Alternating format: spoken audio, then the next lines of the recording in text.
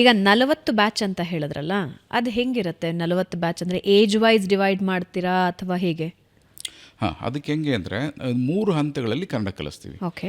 ಪ್ರಾಥಮಿಕ, ಮಾಧ್ಯಮಿಕ, ಪ್ರೌಢ ಅಂತೇಳಿ. ಏನೇನು ಕಲಿಸ್ತೀರಿ ಅದರಲ್ಲಿ? ಪ್ರಾಥಮಿಕದಲ್ಲಿ ಏನು ಅಂತಂದರೆ ಅವನಿಗೆ ಬರೆಯೋದಕ್ಕೆ ಅಕ್ಷರಾಭ್ಯಾಸ, ಆಮೇಲೆ ಪದಗಳು ಅಷ್ಟು ಬಂದರೆ ಸಾಕು ಅವನಿಗೆ. ಪೆನ್ಸಿಲ್ ಹಿಡಿಯೋದು ಕೂಡ ಹೇಳ್ಕೊಡ್ಬೇಕು ನಾವು. ಆ ಥರದ ಮಕ್ಕಳು ಇರ್ತಾರೆ. 6ರಿಂದ 16 ವಯಸ್ಸಿನ ಮಕ್ಕಳಿಗೆ ನಾವು ಅಡ್ಮಿಷನ್ ಕೊಡ್ತಾಯಿದ್ದೀವಿ.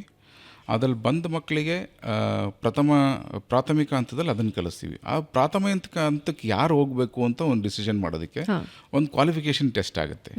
ಮಗುನ ವಯಸ್ಸು ಏನೇ ಇರ್ಬೋದು, ಅವ್ನು ಕನ್ನಡ ಜ್ಞಾನ ಹೆಚ್ಚು ಕಮ್ಮಿ ಇರುತ್ತೆ. ಸೊ ವಯಸ್ಸು ಜಾಸ್ತಿ ಆದವನಿಗೆ ಏನೂ ಜ್ಞಾನ ಇಲ್ಲದೆ ಹೋದರೆ ಅವನು ಪ್ರಾಥಮಿಕ ಹಂತಕ್ಕೆ ಬರ್ತಾನೆ.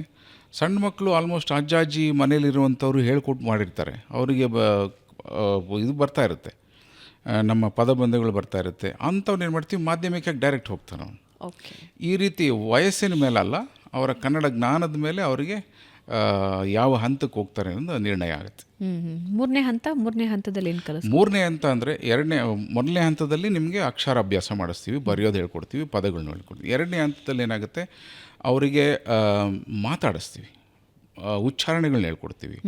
ಆಮೇಲೆ ಹಬ್ಬ ಹರಿದಿನಗಳು, ನಮ್ಮ ಕಲ್ಚರ್ ಏನು ಅಂಥೇಳಿ, ಈ ಕ್ರಿಸ್ಮಸ್ಸಿಂದ ಹಿಡಿದು ಈದ್ ಮಿಲಾದಿಂದ ಹಿಡಿದು ಶಿವರಾತ್ರಿ, ಯುಗಾದಿ ಎಲ್ಲದನ್ನೂ ಹೇಳ್ಕೊಡ್ತೀವಿ.